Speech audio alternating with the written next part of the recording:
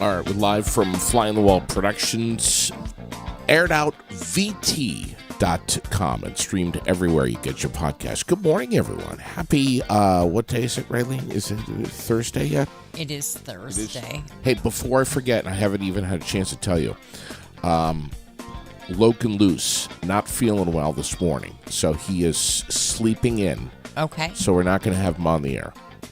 All right? So he partied too much after the game last night? Probably. Oh. Probably. It's highly likely. But I want to say that we're going to be throwing it to you for all of the sports analysis and recap of everything, Raylene. It'll be all you this morning. Go right ahead. 100%. All right. Okay. I got this. How you doing? You all right? I'm good. You know what's, I got to tell you really quick, was something really fantastic that's going on today. Today at Ruthier Quick Lube in Auto Center, they are doing walk-in oil changes. So you drop in between 8 a.m. and 3:30 p.m. Really? To get your oil changed today. No kidding. Drop-in oil changes today at Ruthier. Yeah. No appointments, nothing. Just show up. Nope, just show up and get your oil changed. Anything, extra if you say you heard about it on Aired Out? Well, we didn't ask for that ahead of time, but I'm sure that they would do something like that if we talked to them about it ahead of time and didn't just spring it on them in a live show like an asshole. But, they'll get used to you. Well, when they used to you. Yeah. When they hear peanut pots. When they hear that, they might turn you away. Good morning, Raylene. Good morning. So, yeah, I think that's fantastic. You can go in there, walk-ins all day today. I think it's fantastic as well. Roger Hill. I guess southern parts of New England supposed to get nailed by this storm here.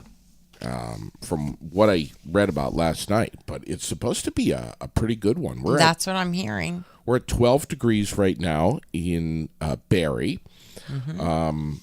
And, I was reading the outlooks for February and March and April and El Nino, whatever the hell he or she is called. I don't know, but, winter is far from over. We are 1 month to the day away from the Daytona 500. I'm just looking at this. It is the 18th of January. Yeah, the end of football season is fast. When we start talking about all of that stuff. Race season. I know. Mm-hmm. And I see the Donahue crew is drumming up the sponsorship and getting that ready to roll as well. Well, not surprised. There's some changes at Thunder Road that showed up on my phone this morning and a little bit yesterday. Something with SRX. I need to read about it. So they had canceled, and because the lack of snow. I mean, there was just nothing here, and Mother Nature willing brought it back. So I believe they ran some practices and part of the circuit last weekend. We've been sharing so you can get the schedule times and know all about that. Damn, you got it all going on this morning, girl. Whew. I'm just checking my Roger Hill forecast here. Generally cloudy today. 22 for the daytime high. So, kind of boring. Tonight, 8 degrees. It was 5 at my house this morning. What'd you have here? I don't know. I didn't even look. What I knew was it was cold, and the dogs were at their dad's, so they didn't need to go out, and that didn't make me upset at all that I didn't have to deal with that at 5:30 in the morning. Is that why I didn't get attacked this morning? Right. No barking this morning. The boys are not here. Wow. 8 degrees tonight, yes. Cloudy, some light flurries, and then Friday, tomorrow, 15 degrees for the high. with some winds, 5 to 10 miles an hour. So the wind chill is going to be much colder than that. But yeah, 15 only for the high, and then daytime high on Saturday is still, they're saying, 9 degrees. So if you make it into double digits in Vermont on Saturday, you're going to be lucky. And the winds Saturday, 5 to 10 miles per hour. Glenn just summed up the forecast for us. What's that? Go ahead. Cold as a witch's tit. But he's forgetting the second part of that. In a cast iron bra? No. It depends on where you live and how you say it. I think it's in a brass bra. Oh, yeah. If you're from Connecticut. Let's say that our thoughts are with Glenn this morning and his family. His daughter, there was a structure fire at his daughter's place in Virginia Beach last night, and she lost her home. So our thoughts are with him and her, and I'm glad to hear that the family is safe and everyone was able to get out, and including pets. Wow. So happy to hear that. Virginia Beach, huh? Our thoughts are. That them. I really can't even wrap my head around the level of stress being that far away from your kid when something like that goes down. Yeah. I hope she's okay. And all this stuff that we have is just stuff in the end. And it can all be replaced. Right. But geez, man. Yeah. Well, definitely tough to hear and see. we have a conversation coming up this morning with Devin Craig. Tell me about this. So Set it up. Devin Craig is the secretary of the Berry Fishing Game. He has been for over 20 years now. And so, or he's been with the Berry Fishing Game for over 20 years. I'm not sure how long he's been the secretary, but he's going to come on by phone and talk to us a little bit about the upcoming gun show, what this whole no wait time is, and talk a little bit about the law, because the law still requires a background check. Okay. So it basically is going to end up like you're going to, it's almost like you're going to R&L Archery and purchasing a gun. It's the same exact steps. A while ago, you weren't able to go to an off-site show like that and purchase a gun and get all that done right away. There was paperwork. You had to wait 3 days, all that kind of stuff. I don't know the ins and outs of it all. I definitely know some. I was shocked to hear the no 3-day wait, but I didn't know about the law changes either. But thankfully, Devin knows all about it, and he's going to fill us in today at 9:45. All right, 9:45. But it's not going to be a free-for-all. Just to let people know that it's not a free-for-all. It's not any Tom, Dick, and Harry's going to go in there and buy a gun. Murderers, psychos, rapists, drug dealers, that kind of thing. There is a procedure and there is protocol, and it will be followed. Okay.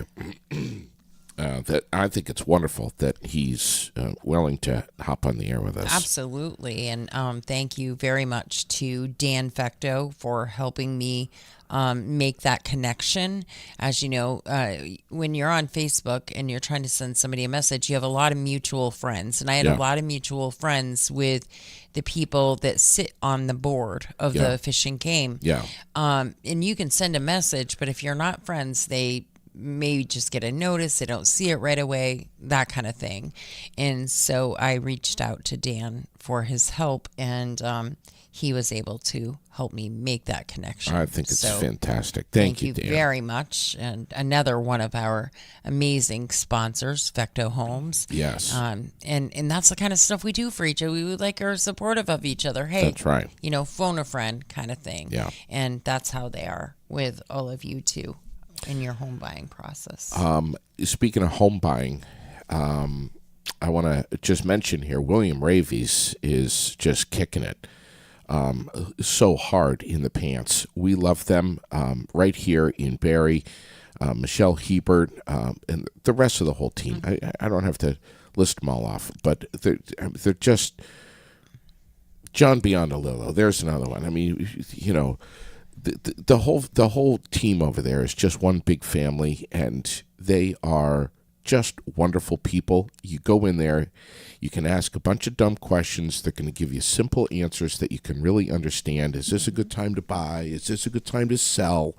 What do I need to do? What's the first step? How do I, do I reach out to the bank? If so, which lender? I mean, it's very overwhelming. I don't care if you're buying or selling or even thinking about buying or selling. It's stressful. I actually referred a friend to Michelle. Yep. And she went and did, the walkthrough and appraisal, I guess you could say, of the home.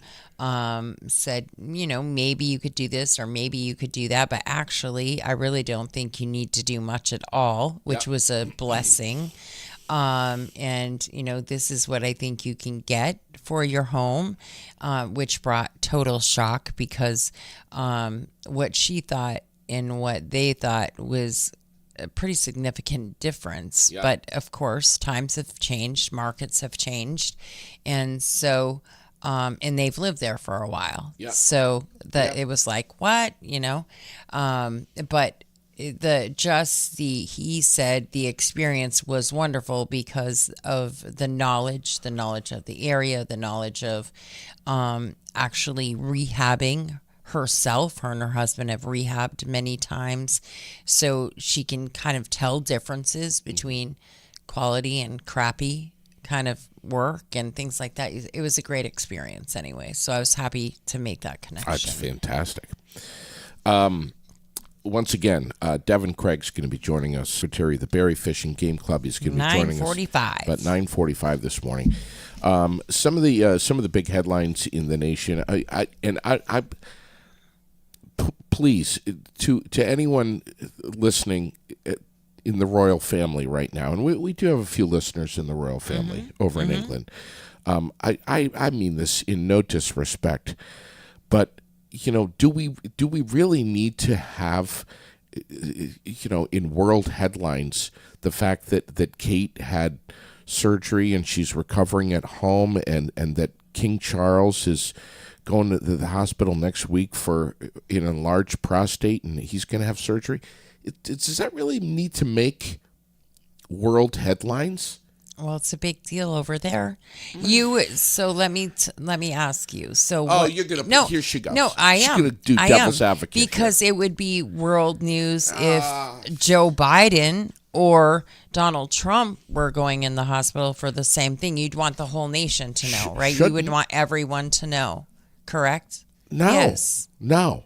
Why? They're going to be out of office. But they're not performing their duties Catherine for a little bit. Doesn't have any duties. Well, maybe she does. The Princess of Wales. You know what her duties are? To sit around and paint her nails all day and get a pedicure. Probably.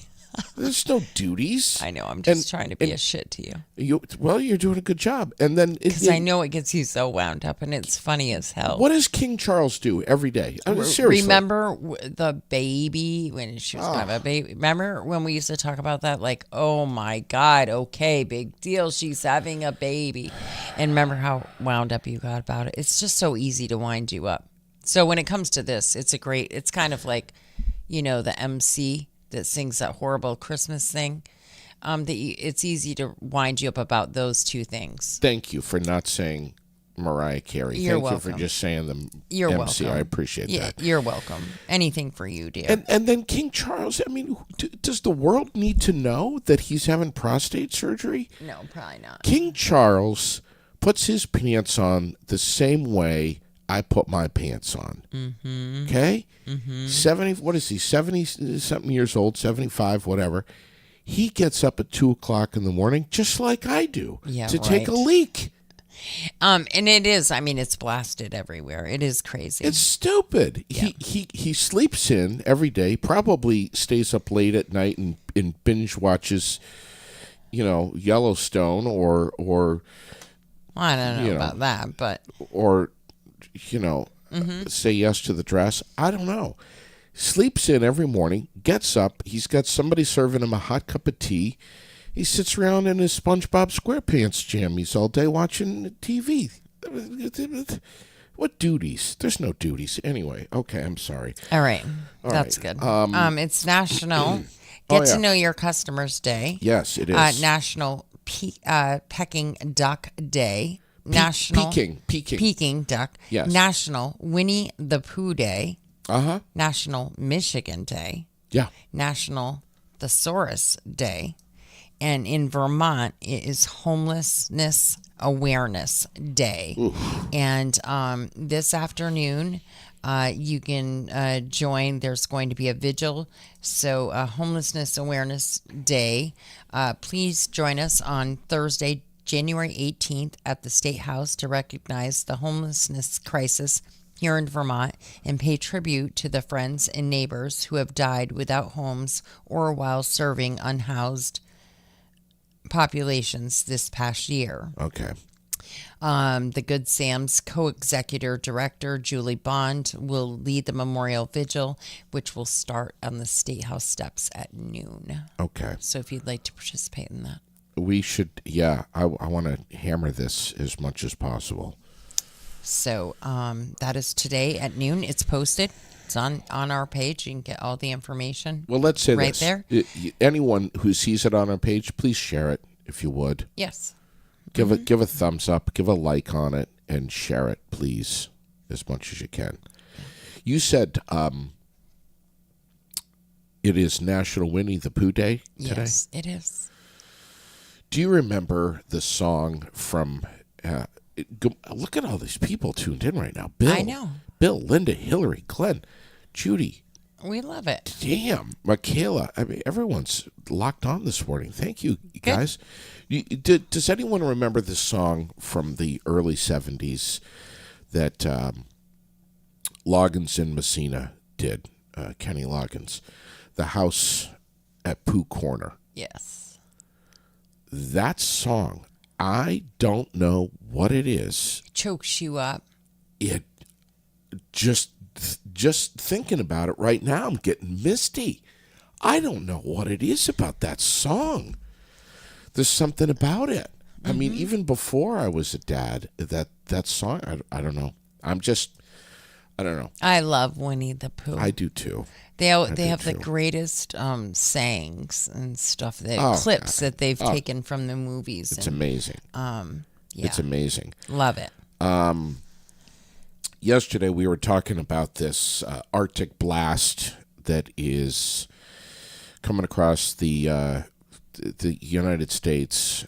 We have a new winter storm system that's bringing not just snow, but also freezing rain, and the Pacific Northwest is a mess. A mess. They've got at least 40 people that have died across 9 states just since January 12th, Raylene. Ugh. So, Arkansas, Illinois, I mean, even, New York, Pennsylvania, Wisconsin, and this is like the 1-2 punch with these back-to-back storms. We're watching what's happening. It's going to get really frigid. That's what I know. With the wind chills, they are showing some really nasty weather. So as soon as I'm done at the dumpster dive, it's home, fluffy PJs, blankets, and I'm done for the weekend. Hunkering down. I hate the cold. The cold is rough, and when we really get the snap, you know what I do, Raylene? When we get the hard snap, I don't know. Badass. Do I cold, even want to know? I bring it out.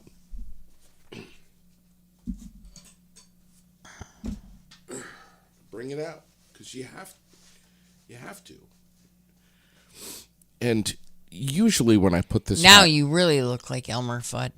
Usually when I put this hat on, I've always thought that, but now you just sealed the deal right there. To hell with Oompa Loompas, Elmer. Here's your costume for next year. Ladies love this hat so much, especially on me, and the women just line up when they see this. And they're like, I'm sure of it. JD, can I have your autograph? And I mean, oh my God. Then I start getting contracts in the mail for, male sex symbol stuff and naked. And then they get committed calendars to the scene. Yeah.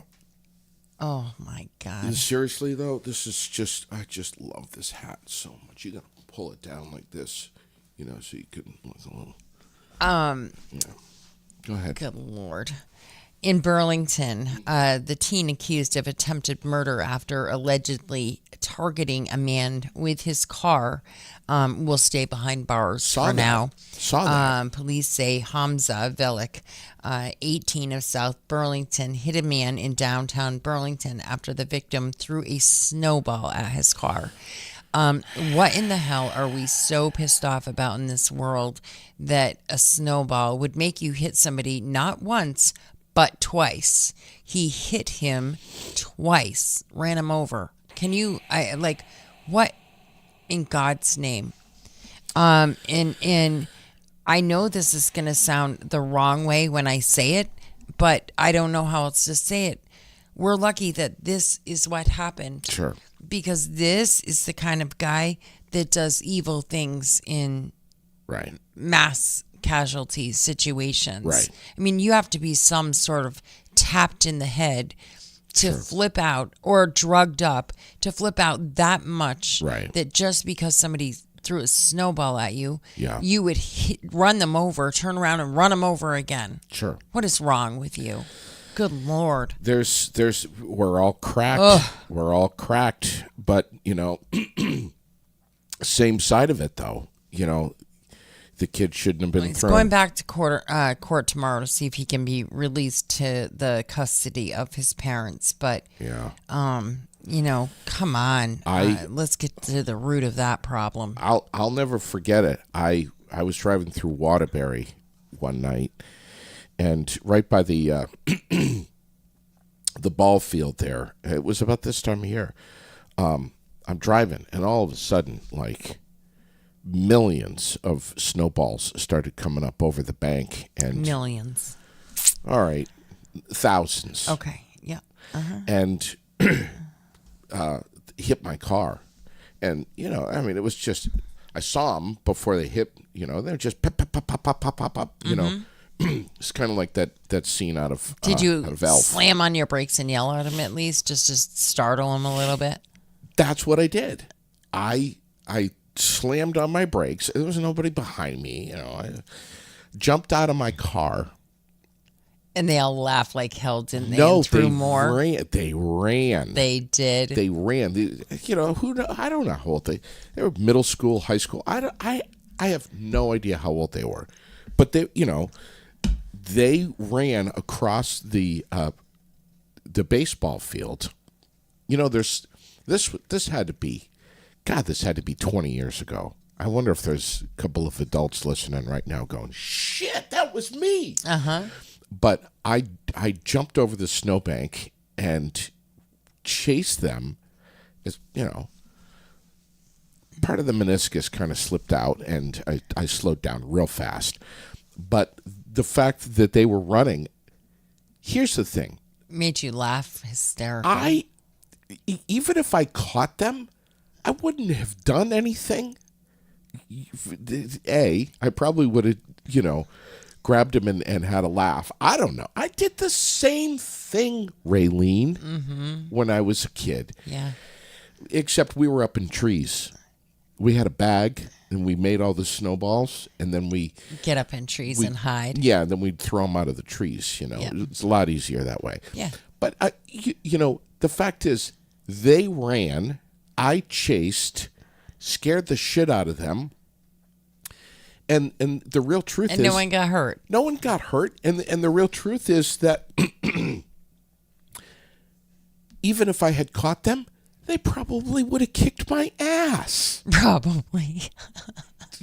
It's just Probably. I'll give you that one. Oh my God. What else? Did you see in the news this? This video is pretty cool, actually. The real horsepower. An Amish man stopped to help pull an SUV out of the snow in Amazing. Tennessee. Yes. So he hooked up his horses to the vehicle and pulled them right up out of the ditch. That was so. It's pretty cool. So cool. Yeah. So cool. Those horses are incredible. I used to go to the Lancaster Fair and a couple of others to watch the horse bulls. Yeah. Wow. And that's pretty intense sport, actually, and can be extremely dangerous. I've seen while there a few of the accidents, and it was like, oh my God. Yeah. But that big, huge sleigh that is weighted, and then those huge horses, you get trampled by that shit, and you know it. It's over. Yeah. We got more free home COVID-19 tests available for order from the U.S. government. That's one of the stories that's trending this week and a little bit last. The Vermont Health Department is going to be moving their offices to Waterbury, and one of the big stories this morning that's trending is we have new school budgets that mean that some Vermonters can expect the majority of Vermonters. I know, a double-digit tax increase for 2025. The majority of Vermonters. I've been talking to several friends of mine. I have one friend who already pays just over $12,000 a year in property taxes, and it will go up like another $2,500. Insane. My brother lives in Connecticut, and in Connecticut, one of the most expensive states to live in. I don't know what, top 10, whatever. I don't know what it is. It used to be top 5. It may still be. I don't know. If you fart in Connecticut, you're taxed. I mean, it is absolutely ridiculous. Not only the rate at which you're taxed, but everything is taxed. You've got to pay, every time you go to the DMV, you got to pay, taxes on the value of your car. I mean, it's ridiculous. It's not just property tax. It's everything. Everything is wind blows from the east and you get taxed on it. Even my brother says to me, man, Vermont's getting to be right up there with us. Yeah. For expensive states to live in. Frightening. Disgusting. So we have schools across Vermont working on their budgets ahead of town meeting day. It is just this Act 127 is the big part of this. Yeah, I don't know. I don't know. I went to the State House yesterday, and I was sitting in there during session, and again, I'm trying to be respectful, Raylene. I'm listening to just so much fluff, and it was all about climate change legislation, and I got up and walked out. I just left. I'm like, man, it's like there are so many bigger fish to fry in this state. And I understand climate change and concerns. I get it. I get it. But we're wasting our time on this stuff right now when we have so many things that are literally falling down around us as a state, with just on the heels of the COVID years, and then you have flood after flood, and just so much stuff. We need help. We don't need to be further buried in these ridiculous emissions taxes and this tax and that tax. I know, and it's just clean this and clean that. It's save it for another time. There's so many bigger. I mean, we let off this morning talking about homelessness. Yeah. I mean, affordable housing, like Francine just put.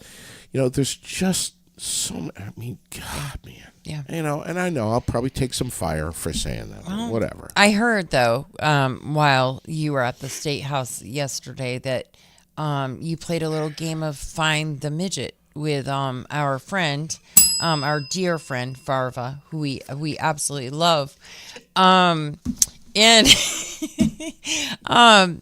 you said to him, because he was Deputy Farva was a ways away. You said, "Where are you?" And he said, "I'm da da da da." And you said, "I bet you can't find me." Well, And I taunted him a now, little mind bit you, more. he is Capitol Police. This is his job. This is this man's job. I think I and said, within- "You can't find me, dumbass." Right. is- And then, which is taunting a police officer. That's a criminal charge, just so that you know. And so within minutes, you had a photo sent to you of the back of your head. And you were like, whoa, how the hell did you do that? And then there he was right behind you. Inches. Sitting right behind you. Yeah. And he says to me, you always got to check your six. But, I said to him, when you're as little as you, there's always stuff blocking you. You can't see above, you can't see around. You're just always right in there like that. But he had a great time because literally within minutes, I'm sure he had a little camera on him, and I'm sure that within seconds, well, obviously, but my that's God, that is awesome. so He told me funny. all about that. That made his day a great day, that he got to do a little police work and go on the hunt for this little guy. Well, I told him. I told him that I'm probably going to get shit for calling you a midget, because that's not what they call them, little people now, True, I think, or true. something like that. But hey, I called JD a midget. Yeah. 127 people laid off from the Putney paper mill. I saw not that. the kind of news you want to hear at this time of year either, any time of year, but especially right now with the cost of food and you're trying to heat your home, this, that, and the other. Because they closed right down. The Putney paper mill did, and 127 people are now without a job. Super sad news. It's too bad. It's too bad. Yesterday, we were talking about Representative Jonathan Williams, a Democrat from Berry City. There was a big write-up in the Vermont Daily Chronicle where he is trying to prioritize flood relief to go to people of color, Indigenous people, and folks who are not yet legal immigrants. And this story, and we've shared it. We shared the link yesterday on Aired Out, and we've talked about it a little bit. This story has kind of hit the bee's nest a little bit. I reached out to Mr. Williams and asked him if he would come on the air with us and talk about this this bill,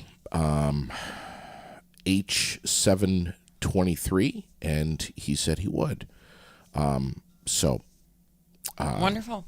we're going to arrange that. We're going to set it up, and we're going to get him on the air. With that said, when I say we, like me and a few other people went to the first North End Recovery meeting last night. Yeah. It was actually a really good meeting. There was a lot of very thoughtful conversation, informative conversation, some ideas thrown out there. People who one young woman spoke and said, she worked hard and saved and got outbid on all kinds of houses and finally landed on, I believe, First Street. Yeah. Where she finally had a home. That's what she wanted, was a home. And 5 days before her 1 year anniversary there, she lost it. She lost her home.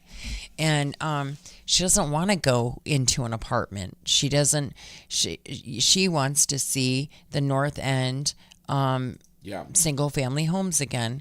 And sure, we all know that it's probably not going to be as many. It's impossible for there to be as many of those single family homes, but as many as possible, and not all of the mixed use. And And then there was great conversation about the river and what should be done.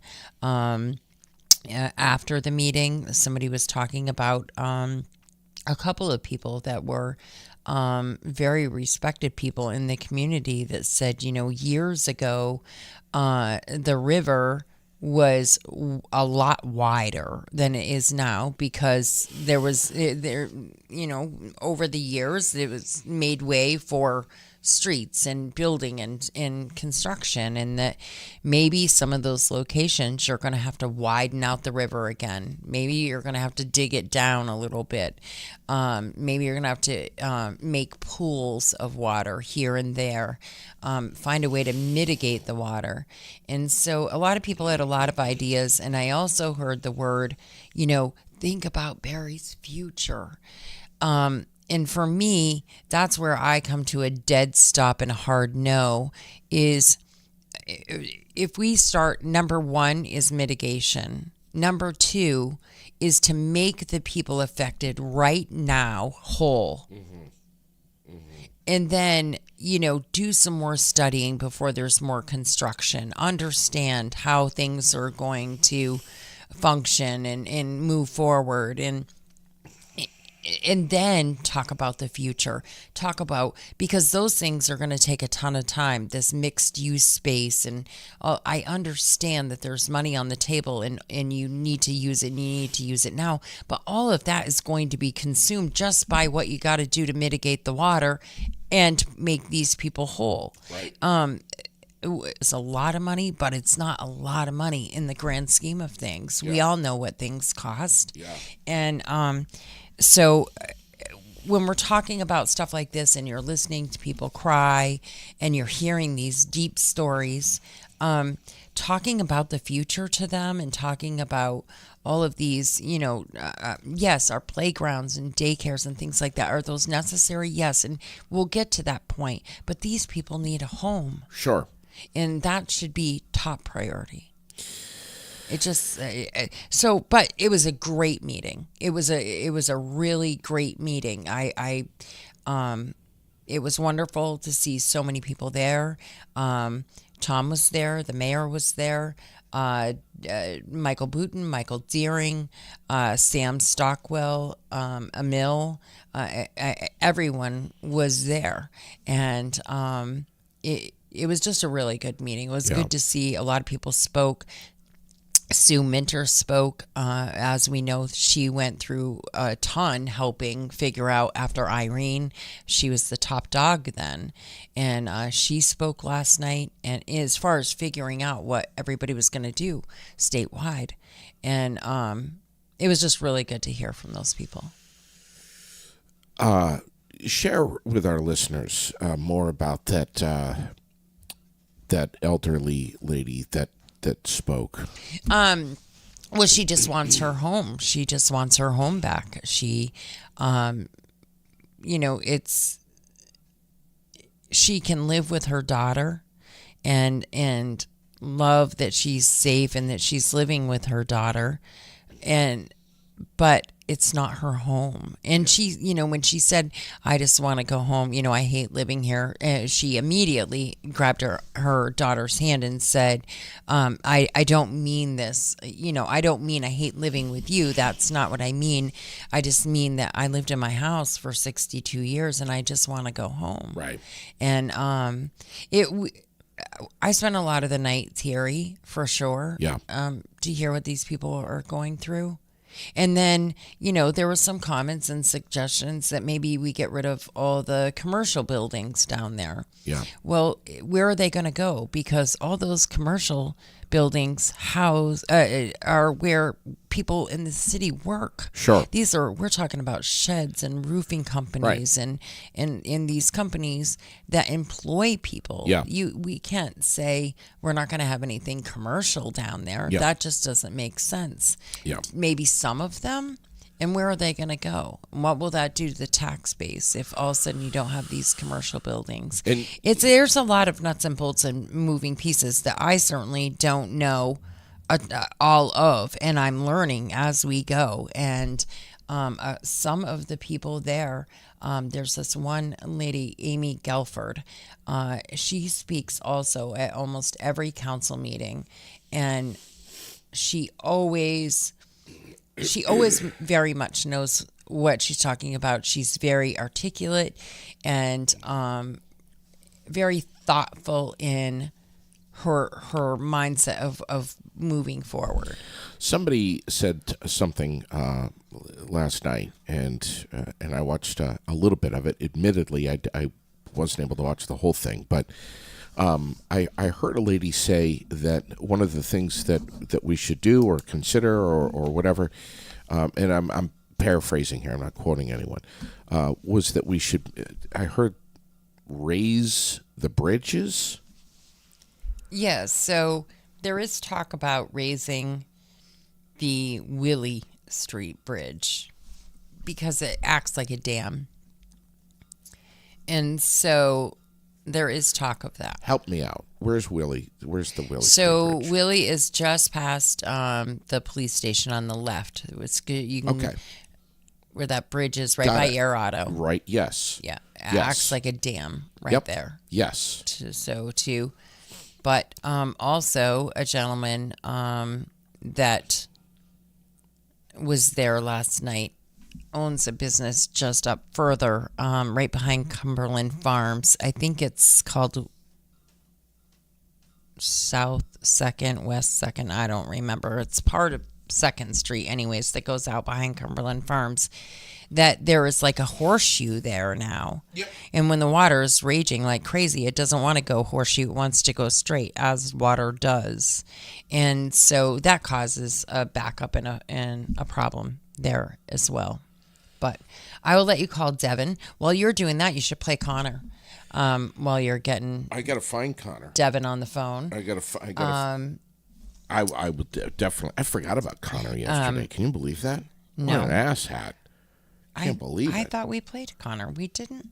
No. Well, yeah. So we'll just go out with him today. All right. Have a great day, everyone. I want to see if we can get Devin Craig on right now. A detailed message and the phone number, and I will. Voicemail. We got his voicemail.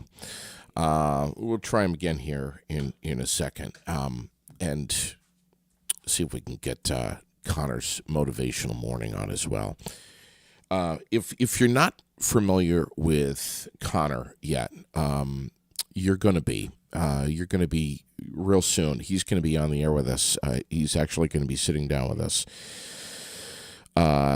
next Tuesday, I think it is. Focus on your strengths. Love this kid qualities. right here. Using them to their full potential rather than concentrating on your weakness. Bye. Have a good day, Michigan. Everybody, lots of hugs and loves. All right, here it is again, right here. Hey guys, have a motivational morning with your favorite Connor, and guys, motivational cook. Focus on your strengths and positive qualities. Using them to their full potential rather than concentrating on your weakness. Bye. Have a good day, Michigan. Everybody, lots of hugs and loves. 11 years old from Northfield. Connor's motivational mornings. You can find all of his reels on his Facebook page that he and his dad put together. And I cannot wait to have him on the air with us next week. Connor has been the victim of some bullying at school, actually a whole heck of a lot of it. And he's just trying to keep it together. And, obviously we have an awful lot to say about that. And we will, good morning. Do we have Devin with us? Please record your message. We're missing Devin here, secretary of the berry fishing game. Yeah, we're getting his voicemail over and over here. Yeah, I'm sure he's a super busy guy. Probably on the phone. Thank you. Bye. Yeah. All right. But we'll keep trying him, obviously, and see if we can get him on. Oh, here we go. We got him right now. Here he is. Hey, good morning, Devin. How are you? I'm sorry. My phone didn't ring. I don't know why, but Oh, no problem. That happens to me all the time, my man. Listen, first of all, I just want to say thank you for coming on the air with us. This was we were talking about the gun show yesterday morning on Aired Out, and we read your post, and it just quickly kind of spiraled into a little bit of confusion, and our listeners we all reacted. We were like, oh my God, what does this mean? Anytime we hear, Devin, the word wait or waiting period or anything like that, gun owners here in Vermont, and most of us, I would say, are, that kind of hits a nerve with us, and we're very sensitive to this. What is this all about? Can you bring it down nuts and bolts for us? okay. The bill that was passed and made into law in spring of 2023 was Bill H-230, and it had pretty much four, and I'm paraphrasing, but it had pretty much four parts to it. Naturally, it was a 72-hour, 3-day waiting period. That was one of them. And then it affected storage of guns and ammo to keep them out of the hands of young people and people that shouldn't have them. And then it had an expatriate clause where the government, your lovely state of Vermont, could confiscate your guns and even confiscate yourself if need be, without you being there to defend yourself. They could just come to your door and take them. And also, there was a 1-year moratorium on gun shows. And that was to start the year, moratorium was to start on July 1st, 2023. And it'll end this July 1st, 2024. Now, that in itself is about as hypocritical as you can get. Because here we have the gun grabbers out there, a very vocal minority out there to get our guns. And they basically gave us a loophole, which is incredibly ironic because they're always talking about loopholes. They gave us a loophole so that we could have gun shows without a 72-hour waiting period. And it's very easy to get on a search engine and Google 72-hour waiting period in the state of Vermont, and that will come up. So there's a lot of things to it, but it's just very obvious. Yeah. Basically, nothing's different than it was a year ago. Is that accurate? Can we say that? It's pretty much, well, a year ago they hadn't passed the bill yet, but as effective as July 1st, 2023, you still have to go through a waiting period at a gun store or wherever you're buying it. You still have to go through the process and basically wait your 72 hours. Right. Or if the government doesn't get back to you, you got you have a week before. If they don't get back to you, you can still pick your gun up. But there was a moratorium as effective as of July 1st, 2023 for gun shows. Okay. Now it's pretty obvious when you just look up the bill. It's very easy to see. It shows it right at the end of the bill. I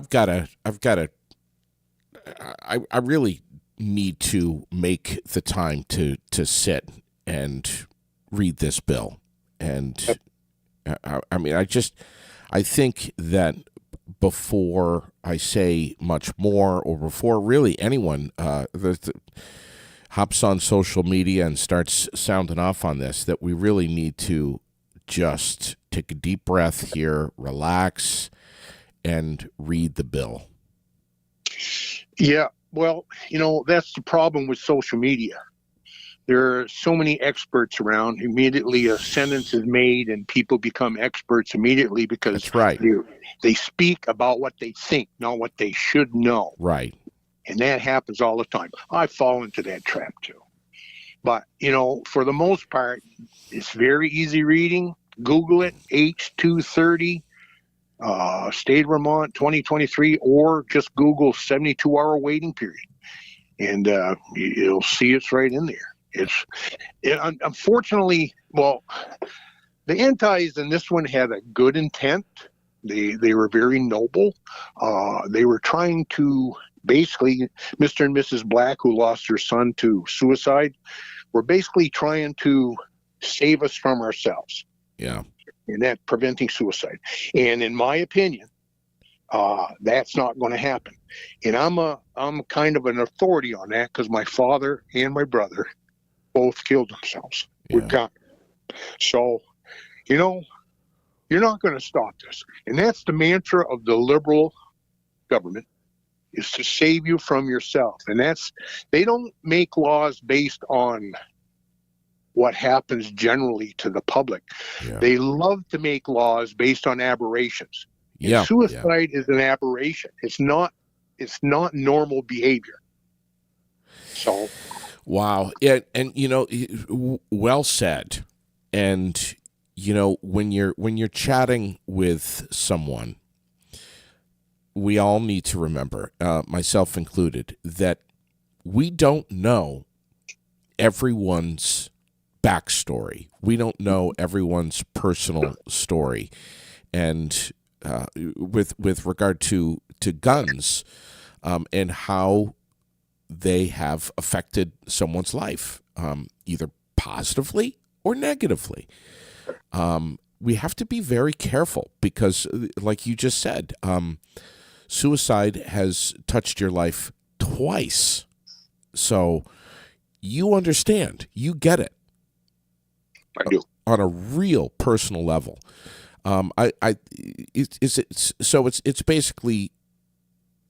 It's basically safe to say that this bill is trying to aim to reduce suicide and community violence. Would that be an accurate statement? No, it's actually a law. The bill that formed the law, it's actually a law.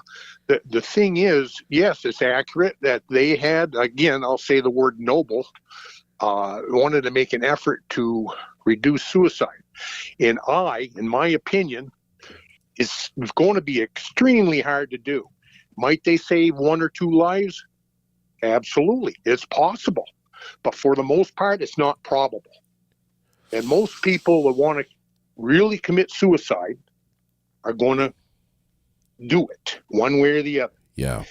Guns are an easy way to do it if in fact that they have access to them, which is fine, because most places in Vermont have guns, most houses. Yeah. That's a fact. And so you're not going to stop it. If they want to do it, they're going to do it. And this law, in which reminds me, it's kind of, again, ironic that they would have a moratorium. If they were so intent on saving lives, why did they have a moratorium on, gun shows? How many lives were lost because they kept that loophole open? Yeah. No, this is their way of thinking. It's totally hypocritical to their way of thinking. Yeah. I don't understand it. But if you can explain to me how they think, I'd love to hear it. Yeah, a lot of gun store owners disagree with this new law, which, correct me, Devin, this went into effect July 1st, I think, right? Didn't it? July 1st, 2023. Yeah. I don't know, man. It's the sad part, and again, it can be put into words like they're trying to save us from ourselves. Well, we don't really need the help. And what they're doing, in effect, with all these anti-gun laws is purely an emotional thing on their part. And it's supported by a lot of out-of-state gun control groups that come in here, and they basically, are screaming and hollering about how guns are so dangerous. Well, and I'm going to say it, when I was a kid, we went to high school, we had guns in our trucks. Early on, we were allowed to bring our guns into schools so we could go hunting Yeah. and we keep them at our lockers, and we would go hunting after school on the Sure. bus. Sure. Isn't that So- amazing? It is amazing. And Yeah. what changed? Society changed. Oh, yeah. Society became very, very angry. Yeah. And with it, the mentally unfit became even more so. Yeah, sure. It was, man. It was a different world, and I've been yelled at for saying that. Oh, JD, it's not that different. But it was, man. In my opinion, it was just a different world. We were raised differently. There was Right. there was a different family structure. Yeah. I don't know, man. You know, we all sat around the kitchen table and we talked about our day and we talked about our feelings and what ticked us off and what was good and what was bad. And Yeah. the dynamic of the family, the structure of the family was different. And nowadays we're more isolated. Our kids are going one direction, we're going another. We're not engaged. We're not engaged with our family members. We're disconnected. And mental health. I mean, this is such a complicated situation. And there are many people that just chalk it up to guns and using the words violence next to the word gun and connecting those two words together, marrying them together. And it's too bad. It's really too bad. You know, the problem is that the news medias are all in the big cities. And the people that are in the big cities, all they do see is violence on guns. That's all they see. It's violent. Anybody that has a gun is violent. Well, just start going out into the hinterlands and going out into the country. Yeah. For some of us, for most of us in the country, it's a way of life. Way of life.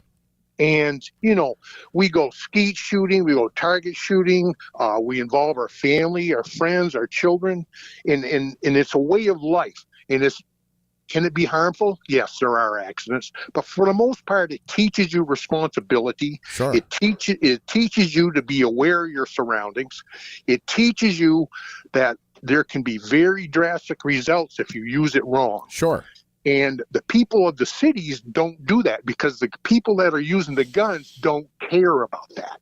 They care about their whatever they want to use guns for.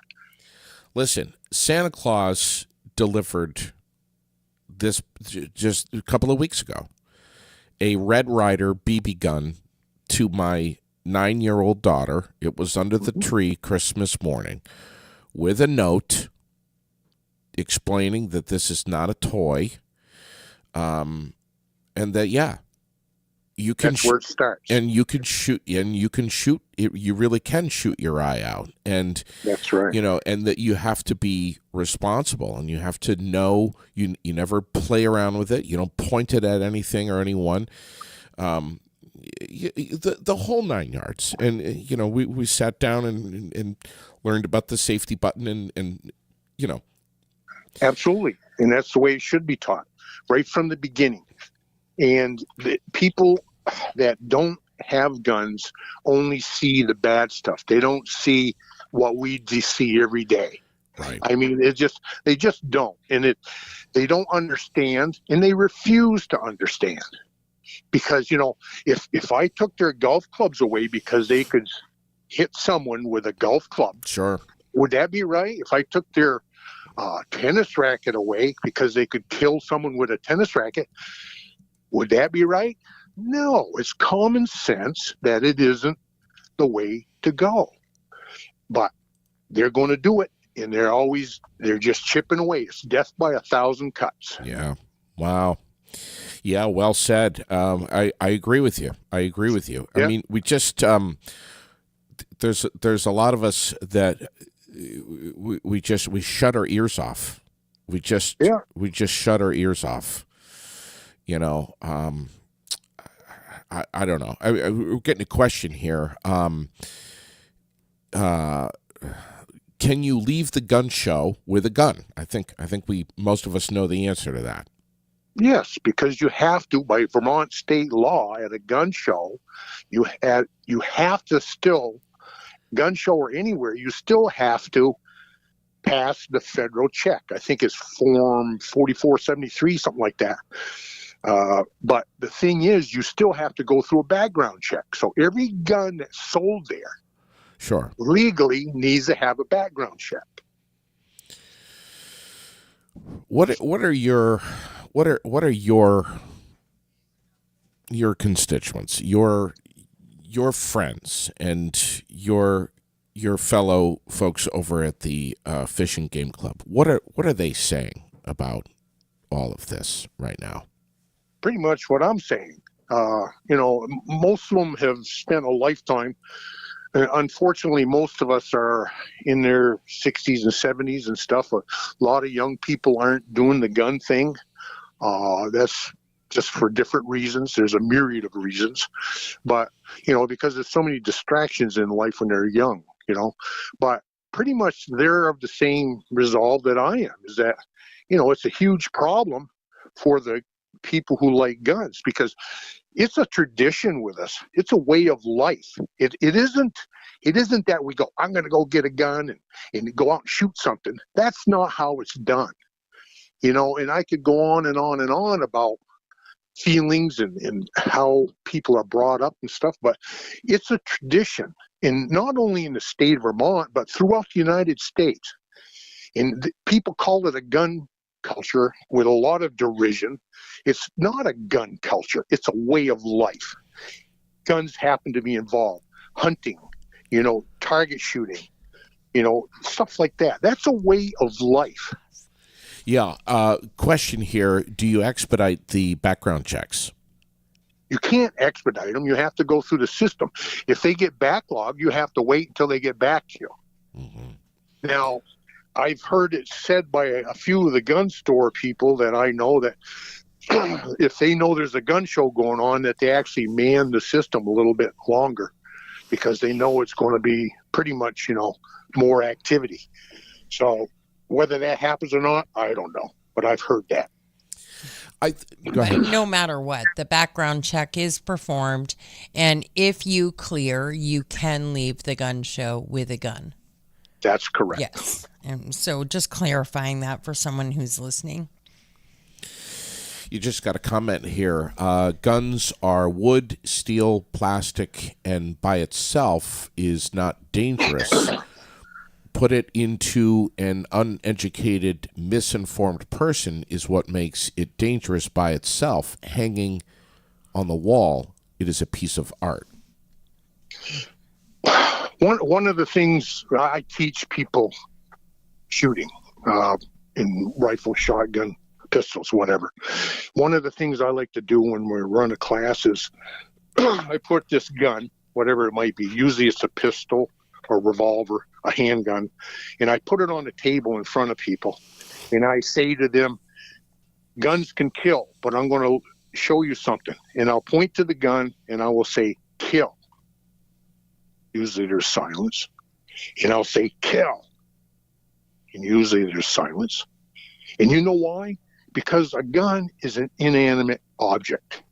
By and large itself, it will not kill anybody. So it has to be in the hands of somebody that's going to trip the trigger mechanism. And that won't happen until it gets in the hands of a person. And there are many, many weapons in this world. We just have a story this morning about a 18-year-old in Burlington that ran over someone for throwing a snowball at his car, turning around and running over him again. So there are many, many weapons in this world. It's how they're used and who they're used by. And you know what, Devin, something that we talk about all the time here on Air It Out is mental health. And I mean, it's like, I don't care what state you live in, what town you live in. COVID did us no favors. We all have a responsibility to watch out for each other and to listen to one another, even our neighbors who we don't particularly like. We all need to just check in with one another and communicate with each other and say, hey, how you doing? What's going on? So many of the events that take place in our country that involve guns and mass shootings and stuff can be easily preventable if we speak up, if we speak out, if we talk to one another, find out, who's a little off his rocker, who's kind of funky, who might need some help, what's going on, this guy is kind of weirding me out, whatever. I mean, there's just ways to get around it. We all have that responsibility to do that. But just trying to screw with the gun laws is not necessarily the answer. I think that's it's really putting a Band-Aid on it, in my opinion. Well, the Band-Aid's not going to solve anything. It's not going to cure anything. Because as long as you have two individuals, you're going to have a potential for a problem. Yeah. And it doesn't matter. There's different kinds of people in this life. We're not all the same. They can tell you we're normal. What is normal? Yeah, right. You said before, you don't know what's going through that person's mind. You don't know if he got up and what happened on his day before you saw him. You don't know what's going through their lives. Sure. Your next door neighbor. I got neighbors. I'm very good friends with them, but I don't know what's happening on a daily basis with them because I don't get nosy. I'm a true Vermonter. We let people live. And absolutely, well said. Yeah. It used to be that, times have changed in a sense, but it's still the same in a lot of aspects. And if we were smart enough as a society that we could have the answers, well, we're not smart enough because there's so much that can go wrong and it's going to get worse. It's not going to get better. But the fact is, certain people in this world want to rule. They want control. In the Golden Dome, they got control, and they're going to abuse that authority every single day. And then you can just look at the legislation that's being proposed right now. It's getting worse. They want to control your lives. And it's not the way it used to be. Oh yeah, it's and then what's being done with ammo too, and accessibility to ammo and the cost of ammunition. It's a very complicated thing. Oh sure, and if you want control, you amplify the means to which to control it, and one of them is price. If you want to get rid of guns, you make them so expensive by legislation, increasing the taxation on these things that nobody can afford it. Right. And they know that. I mean, they have the control. In this state, they have the control. And they're going to abuse that authority to get what they want. Simple as that. And unfortunately, it's being abused on a daily basis. We could talk about energy. We could talk about anything. It's being abused. February 3rd and 4th, the gun show is on at the Barrie Auditorium. The kibosh has been put on many gun shows across the country.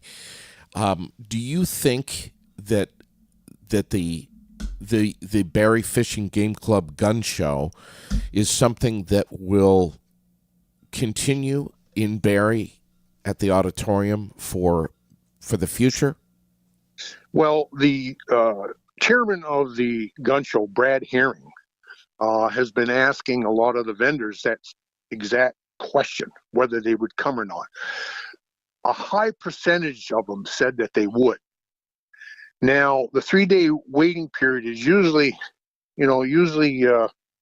is a hindrance to gun sales, because a lot of people buy based on feeling, based on collecting, whatever reason.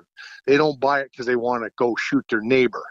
They want to buy it because it reminds them of their grandfather. They want to buy the gun because it's a very odd model and it's collectible. That's why they go to gun shows. And also they want to get a deal because they're thinking of a gun for the upcoming deer season. Those are some of the things they do it. And the 72-hour waiting period hampers that.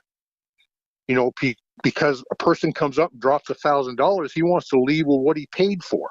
Well, he can't do that. They have to arrange shipping. And it's from one gun dealer to another. A gun dealer cannot ship a gun directly to the end user. He has to go through another gun dealer. When that gun goes to that gun dealer, the person who bought it shows up, then they perform a background check. So in effect, there's actually 2 background checks going on here for every individual sale. Right at the point of sale, and then if he sends it to the gun dealer has to do a background check. You just can't give it to him. Yeah. And do we have ink from the governor on this officially now? Ink? What do you mean by ink? His signature. Oh, it's been a law since July 1st, 2023. There was some hesitation though that was coming out of the governor's office about this. Well, I don't know as I want to express my opinion about our governor, but he's not very active and he doesn't really have convictions. He's a compromiser. And that's some of the reason that we're in the problems we are in. But with the legislature being in control of the left, he's got no control himself. He can't do anything. He can veto a bill, but they've got the power to override it. So he just shoves it under the desk and goes on with the next one. So, yeah. So it's a big conundrum in this state. It's getting worse, it's Devin. Incredible. It is getting worse. But not only that, guns. It's in our all facets of our life. It's energy. Look what they're doing in energy. We could go on for days. I mean, just look at it. Act 250. It's incredible about how the government has got into our lives. How did this happen? We allowed it to happen.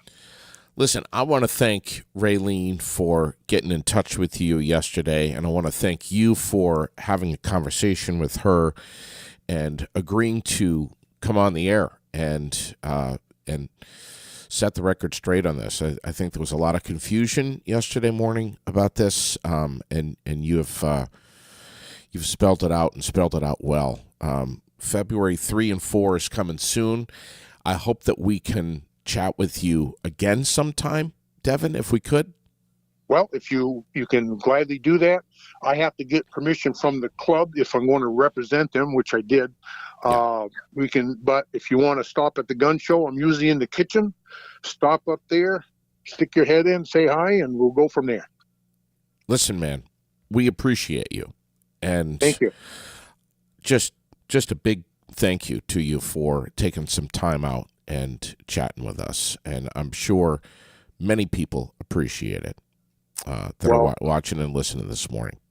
I hope they did. And I want to thank you for increasing our base, so to speak. Yeah, man. Get over there and check out the Berry Fishing Game Club. Chat with any of the members over there and learn, get involved, and just take a deep breath here. It's going to be all right. That's right. We are. Thank you, brother. Thank you. Thank you so much. All right. You're welcome. Devin Craig, Berry Fishing Game Club secretary. And again, we appreciate him so much for coming on the air with us this morning. I'm seeing, obviously, we're going to be talking plenty of football over here over the next, couple of days here. We got the divisional round coming up this weekend. Texans and Ravens on Saturday, Packers and 49ers, And then on Sunday, the Bucks and Lions, the Chiefs and the Bills, and then we get ready for the conference championships. Logan Luce, little under the weather, not able to hop on the air with us this morning to break that down, but obviously he will be, and I look forward to having him on. So that's that. There was something else that I wanted to mention this morning about football, and I can't remember what it was now. Of course not. Yeah. Oh, that Kelsey's hanging his helmet up. So that's a big story that's trending right now. Raylene, I know that Jason Kelsey, you're a huge fan, and you're this. I didn't even know who it is, who he plays for, or what he plays. And you're devastated that he's retiring from the NFL. Absolutely devastated. Yeah. Don't even know what I'm going to do. The center for the Philadelphia Eagles, and he's the brother of Travis Kelsey, who plays for the Kansas City Chiefs, and that's, Taylor Swift's boyfriend. Who wouldn't have known that? How could you not know, right? Good Lord. You got to pay attention. Have a great day, everyone. Have a fantastic day, everyone. Be good and take care of one another. Thanks for catching the show. Tomorrow we're going to be talking about digdeepvt.com, the campaign to help farmers in our state. And there's a lot to be said about that. We're going to get into it tomorrow morning right here on Aired Out. 10:22 on the 18th. Have a great rest of your day, everyone. God bless.